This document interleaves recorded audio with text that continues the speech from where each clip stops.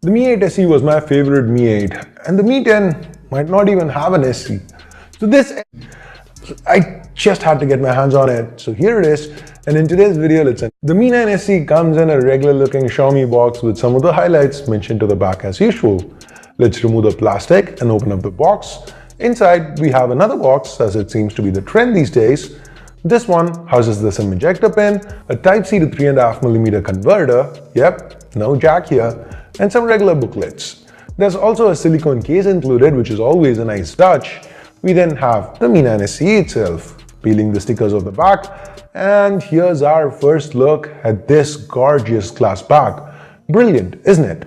Let's put it in its case and set it aside for the moment, and we get back to the box. We then have a Type-C cable and an 18-watt charger. Now, most of you who've seen our Mi 9 unboxing video must already be thinking how similar these two look from their outer appearance.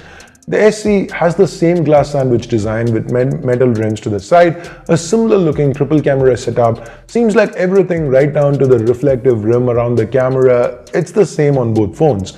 In fact, for all intents and purposes, the Mi 9 SE looks and feels like a smaller Mi 9. It is around 10mm shorter, a bit narrower, and weighs in at just 155 grams. 18 grams lighter than the bigger Mi 9 to be precise. Overall, the Mi 9 SE feels more suited for single-handed usage. That's thanks in large to the smaller 5.97-inch AMOLED panel that we have in here. Xiaomi has done a great job keeping bezels to a minimum. We only have a tiny teardrop notch up top, and the bezels are minimal all around.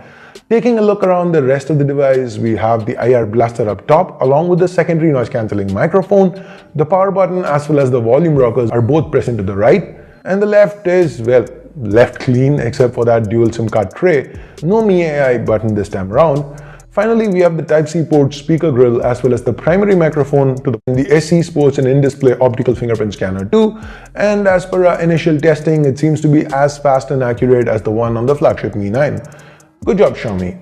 Coming back to the panel itself, the aspect ratio here is 19.5:9. The resolution is Full HD+.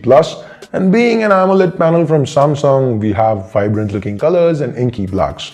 Now moving on to the internals, we have the Snapdragon 712 in here. The Mi 9 SE is the very first phone to sport this 10nm chipset, and I'm very eager to see how it performs. We also have 6 gigs of RAM to go along with 64 gigs of onboard storage.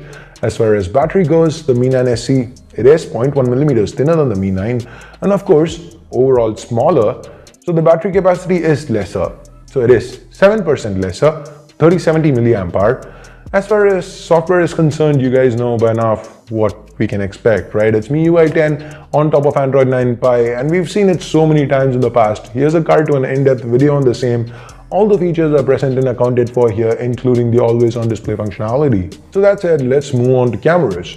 The primary here is the same as the Mi 9. We have the 48-megapixel Sony IMX586 along with an ultra-wide as well as a telephoto, secondary and tertiary cameras. Xiaomi has sacrificed a bit here.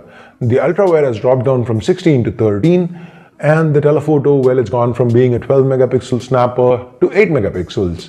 Now, despite the spec downgrade on paper, the Mi 9 SE still captures some really good-looking shots. Of course, the 48-megapixel primary shines as usual, but take a look at the detail on the dog's fur from this 8-megapixel telephoto.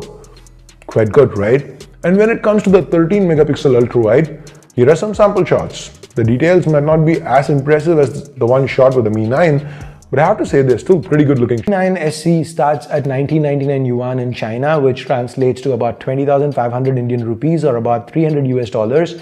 Now that's 1,000 yuan lesser than the original Mi 9, which means the SE is almost 10,000 rupees cheaper than the Mi 9. In my opinion, the only major difference between these two phones is the wireless charging capabilities and the SoC.